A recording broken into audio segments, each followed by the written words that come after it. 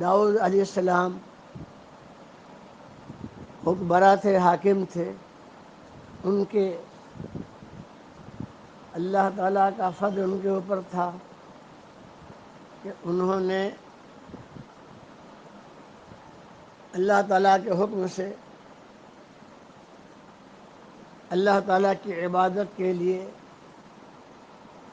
مسجد کی بنیاد رکھنے کا ارادہ کیا. اللہ تعالیٰ نے رضا فرمائی، اے داؤد میری عبادت کے لیے گھر بناؤ. جب انہوں نے بیت المقدس بنانے کا کام شروع کیا تو ایک یہودی کا مکان سامنے جو ہے آڑے آیا. آپ نے چاہا کہ زبردستی اس کی زمین کو بیت المقدس میں شامل کریں. ندا آئی، ہے داؤد میں نے آپ کو اپنی عبادت کے لیے مسجد بنانے کے لیے حکم دیا ہے. کسی کی جگہ کسی کا گھر بگاڑ کے نہیں. بہرحال تو آپ نے اس کو راضی کیا. راضی کرنے کے بعد آپ نے بیت المقدس کی تعمیر شروع کی اور کام ابھی شروع ہی ہوا تھا. مختصر سا باقی تھا کہ آپ کا وصال ہو گیا اور آپ کے صاحبزادے سیدنا سلیمان علیہ السلام مسیح ہوئے اور اللہ تعالیٰ نے انہیں نبوت عطا فرمائی. جو کام باقی تھا سلیمان علیہ السلام کے ہاتھوں سے ہونا تھا. سلیمان علیہ السلام کی حکومت پوری دنیا میں تھی. آپ پوری دنیا کے بادشاہ ہوئے اور ہوا، درندے پرندے، ہر چیز آپ کے فرما بردار میں تھی. سب آپ کا حکم مانتے تھے. جنات سب آپ کے تابع تھے. آپ نے اپنی زندگی میں جو بادشاہت کی آپ نے دعا کی تھی اللہ تعالیٰ کی بارگاہ میں، پروردگار اعوذ باللہ من الشیطان الرجیم رب هب لی ملکا لا ينبغی لأحد من بعدی انک انت الوہاب. اے پروردگار جو حکومت تو نے مجھے دی ہے میرے بعد کسی کو نہ عطا فرمانا. اس طرح سلیمان علیہ السلام پوری دنیا کے بادشاہ رہے. آپ ہوا پہ چلتے تھے، مصلی بچھا دیتے تھے، تخت پہ بیٹھ جاتے تھے. آپ کو ہوا لے کے چلتی رہتی تھی. جہاں آپ چاہتے وہاں گھوم جاتی، جہاں چاہتے وہاں رک جاتی. چلتے چلتے ایک وادی میں آئے جس کا نام وادی النمل، چیونٹیوں کی وادی. بے حساب کروڑہ کروڑ چیونٹیاں اس وادی میں تھیں. ابھی آپ 3 میل دور تھے کہ چیونٹیوں کی سردار جو لنگڑی تھی، مادہ تھی، اس نے آواز دی، اے چیونٹیوں اپنے سوراخوں میں، اپنے بلوں میں گھس جاؤ. سلیمان اور ان کا لشکر آ رہا ہے. ایسا نہ ہو کہ غفلت میں تمہیں کچل دے، تم برباد ہو جاؤ. تو سلیمان علیہ السلام نے چیونٹی کی آواز کو سن کر مسکرائے. آپ جب وادی النمل میں پہنچ کر ٹھہر گئے تو اپنا دربار صبح سے لے کر دوپہر تک آپ لگاتے تھے.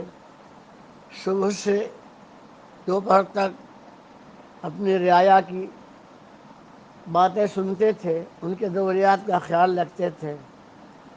ایک دن آپ کا دربار لگا ہوا تھا، آپ نے نگاہ دوڑائی، سب موجود تھے، سب حاضر تھے، لیکن ایک پرندہ جس کا نام تھا ہدہد وہ موجود نہیں تھا۔